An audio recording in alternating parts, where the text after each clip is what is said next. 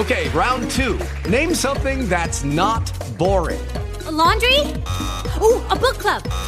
Computer solitaire, huh? Ah, sorry, we were looking for Chumba Casino. That's right. ChumbaCasino.com has over 100 casino-style games. Join today and play for free for your chance to redeem some serious prizes. ChumbaCasino.com. No purchase necessary. Void where prohibited by law. 18 plus terms and conditions apply. See website for details. Judy was boring. Hello. Then Judy discovered ChumbaCasino.com. It's my little escape. Now Judy's the life of the party. Oh, baby, mama's bringing home the bacon. Whoa, take it easy, Judy. The Chumba life is for everybody. So go to ChumbaCasino.com and play over 100 casino-style games. Join today and play for free for your chance to redeem some serious prizes. ChumbaCasino.com. No purchase necessary. Void where prohibited by law. 18 plus terms and conditions apply. See website for details.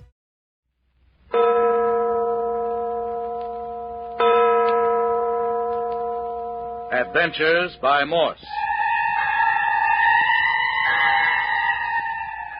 Carlton E. Morse presents The City of the Dead, featuring Captain Friday. If you like high adventure, come with me. If you like the stealth of intrigue, come with me. If you like blood and thunder, come with me.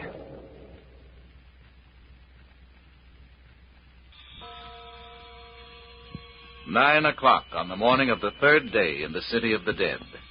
The most harrowing night in the lives of Phyllis Carroll and Jimmy Parker is past. During this night of terror, the following incidents have taken place.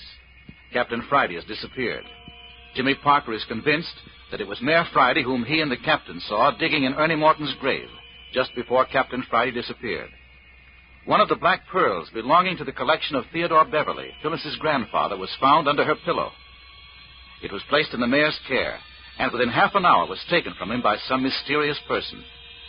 Then, in conclusion, the inmates of the mayor's cottage, including Jimmy, Phyllis, old Dr. Tooner, and the mayor, watching the dawn break from one of the windows, saw old Clawfoot captured and carried off by someone unrecognizable in the dim light. But the night is behind them. The warm morning sun has become a tonic to the shattered nerves of the group and has done much to dispel the terror of the night hours. Phyllis alone is still abed with her wounded shoulder. Jimmy. Well, hello there, sleepyhead. Good morning. Jimmy. Lie down, Philly. You hurt your shoulder. Oh.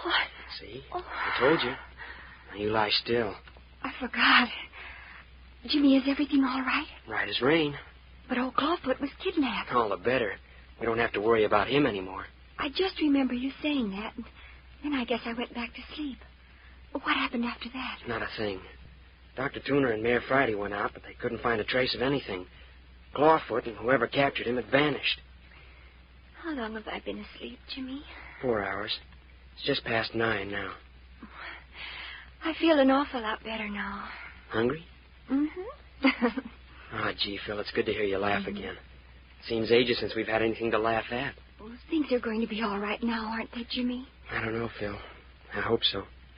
What's the matter? Has something else happened? No, thank heavens, no. But everything is just as mixed up as it was last night. Just doesn't seem so bad in the daylight. Oh.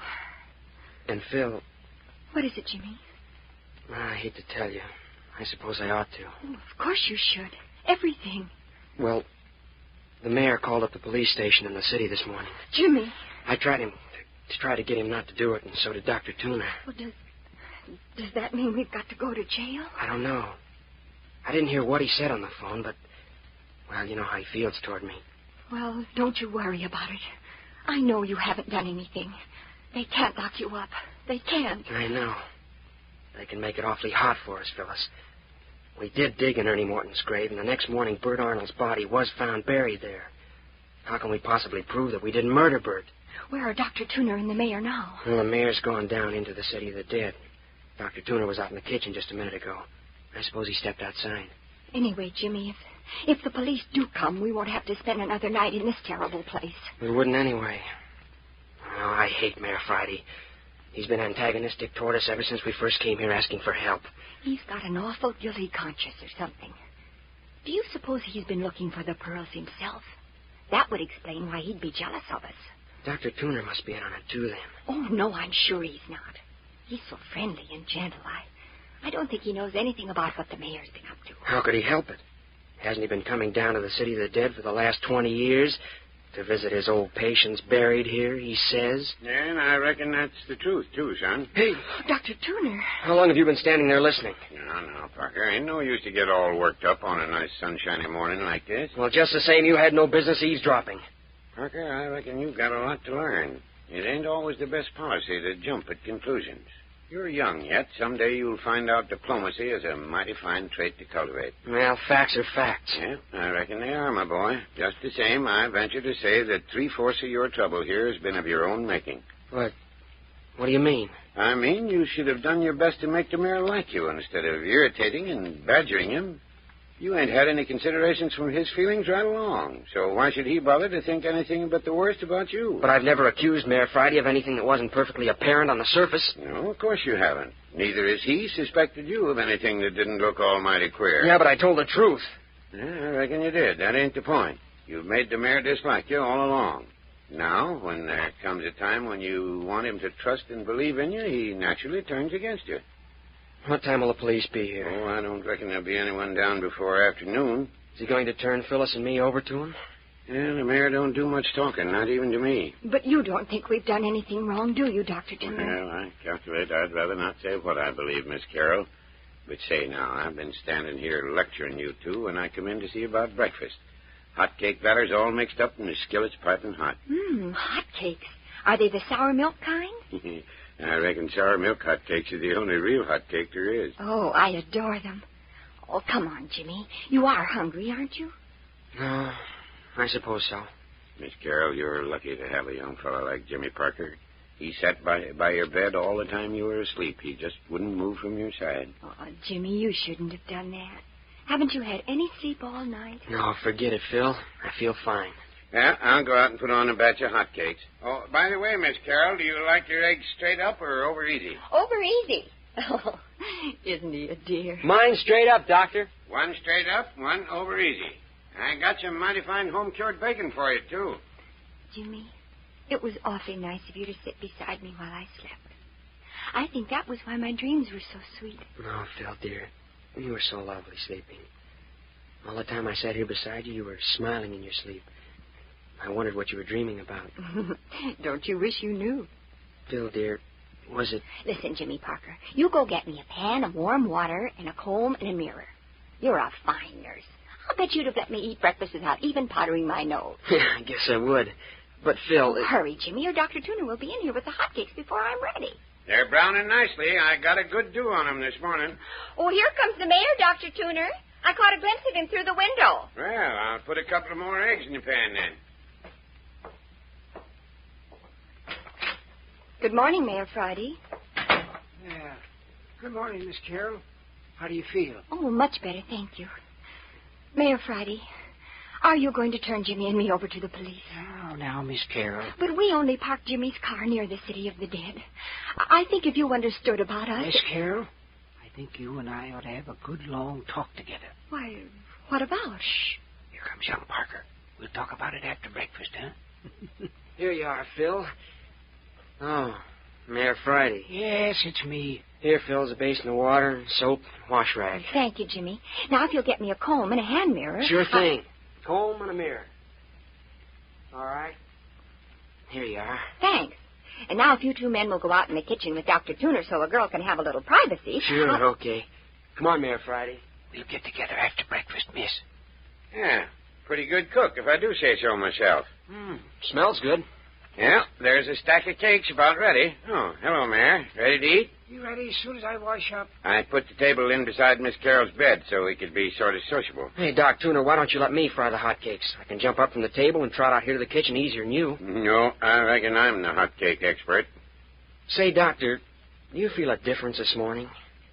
I can't explain it. I feel as though a great weight had been lifted. Well, I reckon I know what you mean, Parker. I feel chipper this morning myself. It's as though we had passed through a nightmare and now the danger's over.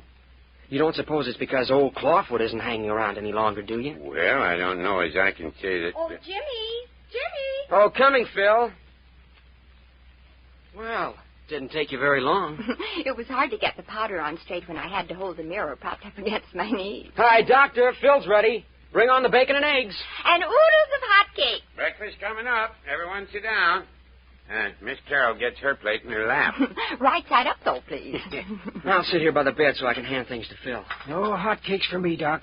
I think too much of my insides. Why, Mayor, they're lovely. Really, they are, Dr. Tuner. Now, don't you feel bad. Oh, Mayor can't hurt my feelings that way, Miss Carol. I ain't been able to make him eat a hot cake in all the 20 years I've known him. He simply ain't got the taste for 'em. Oh, they're great, Doctor. I was up to Lammy Fink's cabin this morning. That is, what's left of it since it burned down. Lammy Fink? Mayor Friday, just who was Lammy Fink? An old feller I had working for me in the City of the Dead. Kind of addle-pated, but he was a good worker. Loved flowers. Well, what about it, Mayor? Why did you go to his cabin? Made the trip for nothing. Everything fell into the cellar when the building burned. Couldn't get to the bottom with all those burned timber, cook stove, and other junk that crashed down into the basement. Couldn't tell how many bodies really was in the place then, huh? No. Oh, listen. The church bell. Well, that's the first time I've heard it ring in the daytime. Mighty strange. Mighty strange. Heard it a couple of times already this morning. Now, look here. If it keeps up, we should be able to trace it in the daylight. Been thinking about that. Yeah, I think we should go right after breakfast, don't you, Mayor? One of us ought to. Both of you go along. I'll stay with Phyllis. No. But look here, Mayor. Surely you don't think I'd run away and leave Phyllis. You know as well as I do that with that knife wound in her shoulder, I couldn't possibly move her. Gonna keep you under my eye until the police get here. Oh. Well, then suppose you take Parker with you, Mayor, and I'll stay with Miss Carol. No. Well, Mayor, I'll go look for the bell alone if you say so, but I'll tell you flat, I ain't hankering for it even by daylight. You know how the fog comes up in the middle of the day. Might as well be night when that miserable stuff settles down in the City of the Dead. I ain't asking you to go alone. You'll take Parker with you. But look here, Mayor, I promised Phyllis I wouldn't leave her again, and I'm not going to. Jimmy, maybe you'd better do what the mayor says. You want me to go and leave you here with this... with Mayor Friday? Oh, no. Well, that is... Oh, please, Mayor Friday, does Jimmy have to go? Yes. Well, I won't. Now, Parker, what was I telling you this morning? I reckon you better come along with me. Dr. Tuner, you don't want me to leave Phyllis with this man. Why not? I ain't going to eat her. And if I should leave Phil and if anything should happen, I'd never forgive myself. Well, I reckon the mayor's just as capable of looking out for Miss Carol as you or me. Yeah, but look here, if I can't stay with Phyllis, why don't you stay here, Dr. Tuner, and let Mayor Friday take me to look for the Phantom Bell? No, you're going to do what I say. Well, I guess it'll be all right, Jimmy. You go along with Dr. Tuner. Something's wrong. Why do you want to separate Phyllis and me? Oh, now, Parker, nothing's wrong. Look here, young fella. I'm going to tell you something for your own good. The quicker you learn not to suspect the people around you, the better you'll get on in this world. You're keeping something from us. No matter what you think, Parker, you're going out with Doc Tuner, and that's final. Supposing I refuse to go? You haven't got a chance of refusing. You're going with Doc Tuner even if he has to walk behind you with a gun. Oh, please, Jimmy, I'll be all right. Honest, I will. I don't like it. Well, I reckon you're Hello, what in Tunket made that shadow? Where's the sun? Gone behind a cloud, I suppose. No, it ain't. It's the fog coming in. What, already? Saw it coming from way off when I was up at Lammy Fink's cabin. Yeah, looks as though we're going to hunt that church bell in the fog. Shouldn't have no trouble if it keeps her ringing the way it has been. Oh, dear. And I was feeling so much better. More hotcakes, Parker? No, no more. What about you, Phil? No, thank you. Mighty skinny appetites. Well, if everybody's finished, let's just carry the table back into the kitchen. Grab a hold there, Mayor. Yeah. As soon as we get the dishes stacked, Parker and I'll go on down to the old church. Look here, Phyllis. If you're afraid to stay here alone with Mayor Friday, you just say the word and I won't go. That gun business is all hooey. Dr. Tuner wouldn't shoot anybody. No, Jimmy. You go ahead. It'll be all right. Really, it will. Only... Well, I wish this fog wasn't settling down on us again. It makes me cold inside just to think of it. Listen, Phil. I found this knife out in the kitchen. Jimmy! It's the one you were stabbed with. Oh, take it away. No, Phil. Take it under the cover with you. Oh, no. I don't want it. Don't let Doc or the mayor hear. Please take it. Hide it under the covers. I'll feel a lot better if I know you've got something to protect yourself with. I hate the sight of it. It's a terrible weapon. You'd be glad enough to have it if you were fighting for your life. What do you mean? Oh, nothing. Nothing really, Phil. Only, well, here, take it. All right, but... Why, what an ugly handle. Quick, put it under the covers and don't tell anyone. Oh, I hate it. There. Now, if anyone gets funny, you can carve your initials on him.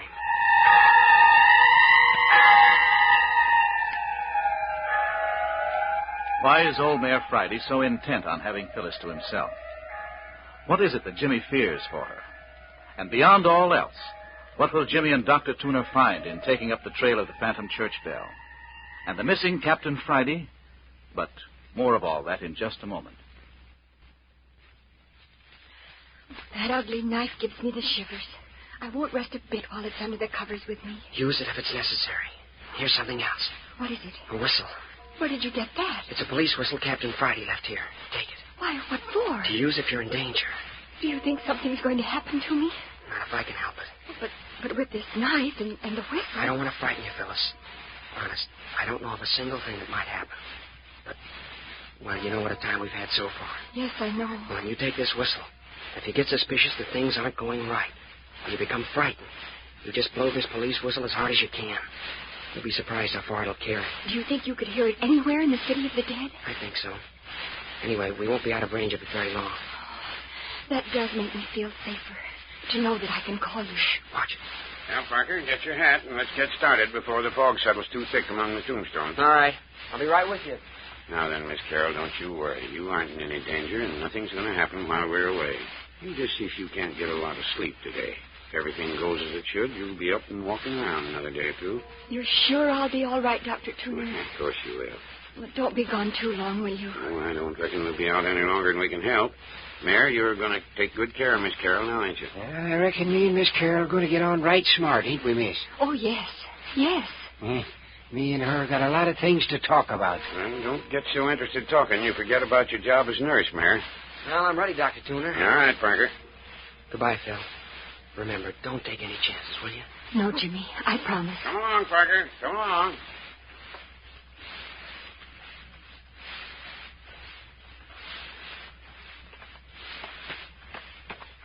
Look there, Dr. Tuner.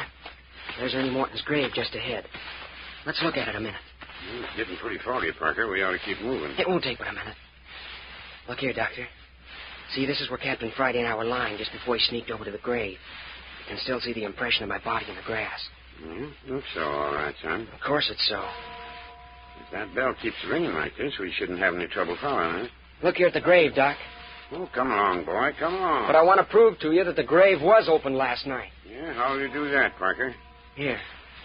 Look at this piece of sod turned upside down. Yeah, what's that prove? Look. The grass is still fresh and green when I turn it over. If that sod had been lying bottom side up since Captain Friday opened the grave 3 nights ago, the grass would have wilted, wouldn't it? I reckon you're right, son. Of course the grave was opened last night.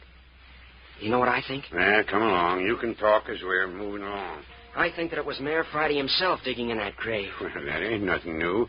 You've been intimating that that's what you thought right along. Well, I never came right out and said it before. Yeah, there's the old church looming up down there through the fog.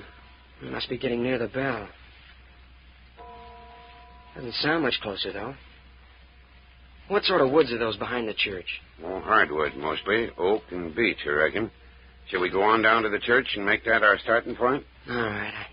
Hey, what do you keep cocking your ears back toward the house for, Parker? You can't hear anything down here. Don't know. Thought I might. That's a queer thing to say. What do you expect to hear this far off? Oh, never mind.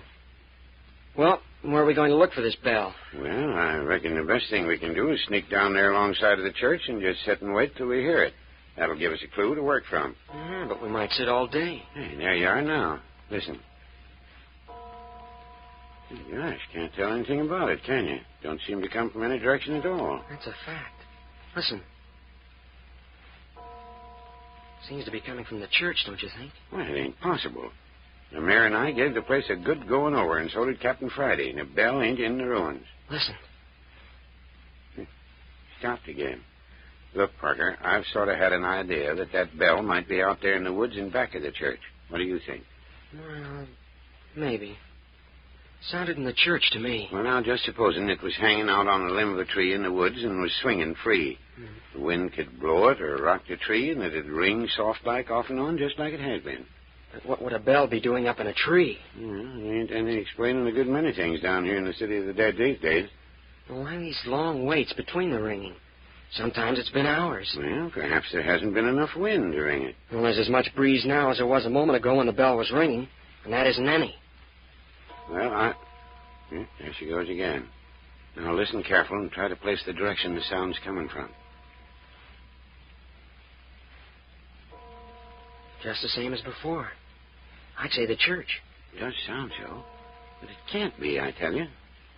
Still, if it was out in the open, we ought to be able to walk right straight toward where it's ringing. Well, are we going to stand here all day, or are we going to scout around and see what we can find? Yeah, this dead burn fog would have to come down just now. Danged if I know which way to turn.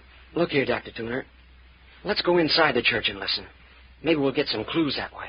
Might as well, I guess. Ain't no good standing around out here getting fog in your ears and throat and down your neck, the pesky stuff. Up in San Francisco, I rather like the fog.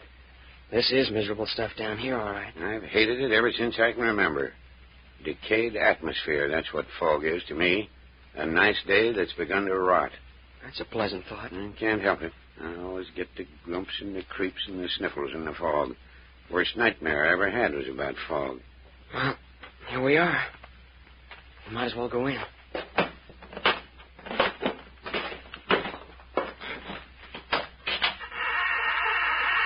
Good thing I brought a pocket flash along.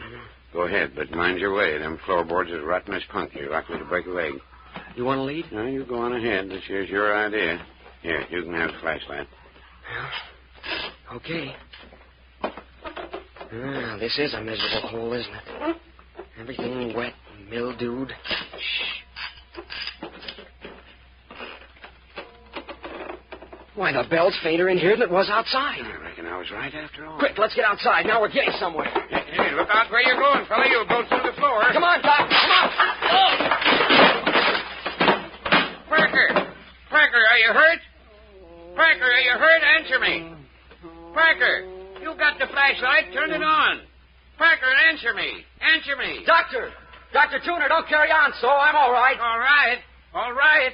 Well, then why in Tunket was you making them ghastly groans? That wasn't me, Doc. Wasn't you? No, there's someone else down here. I'm looking for my flash. I dropped it when I went through the floor. You say there's somebody else down there? Hey, Doc, stop asking questions and come and help me. I'm down in the basement. There must be a door to the outside someplace. Basement? By George, that's right. This place has got a basement. Well, go outside and see if you can find a door to it. It's blacker than pitch down here, and something's down here with me. The door to the basement's right outside. I'll be right with you. Oh, what a noise. Oh, blame it all. Where'd I drop that light? Doc ever gets that door. Hi there, Parker. Can you hear me? Yes.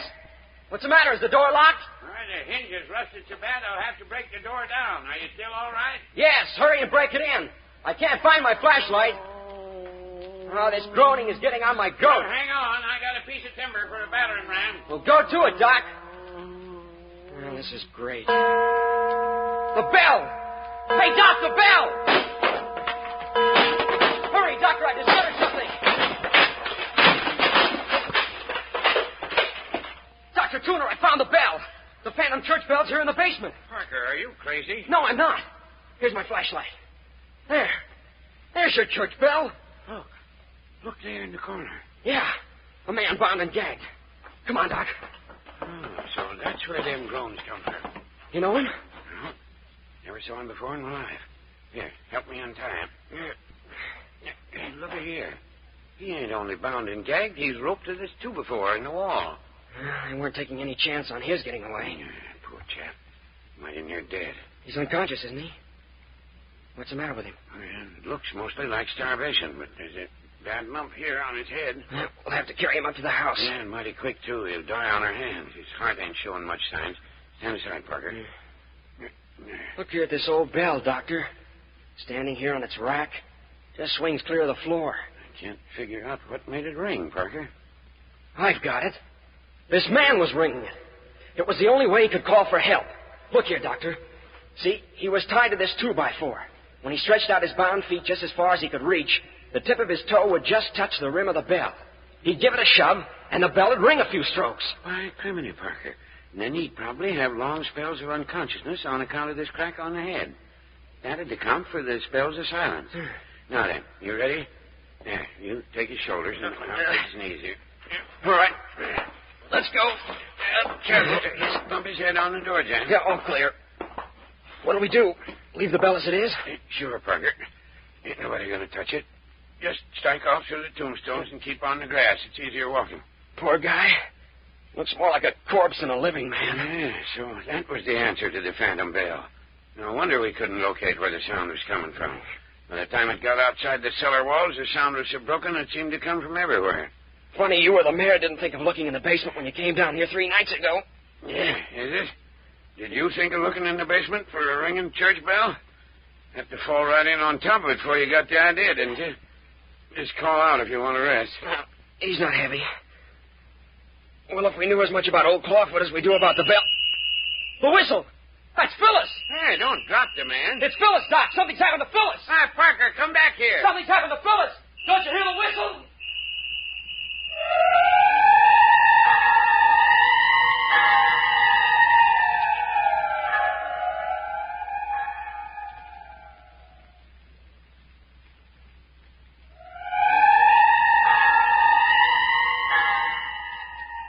You have just heard the 9th episode of The City of the Dead, written for radio by Carlton E. Morse. Next week brings you Where the Pearls Were Hidden, the 10th and final episode of this adventure thriller. Next week you will know the identity of old Clawfoot, the name of the man who rang the bell, what really became of Grandfather Theodore Beverly, who the murderers were, who the grave looters were, and what became of the famous collection of black pearls.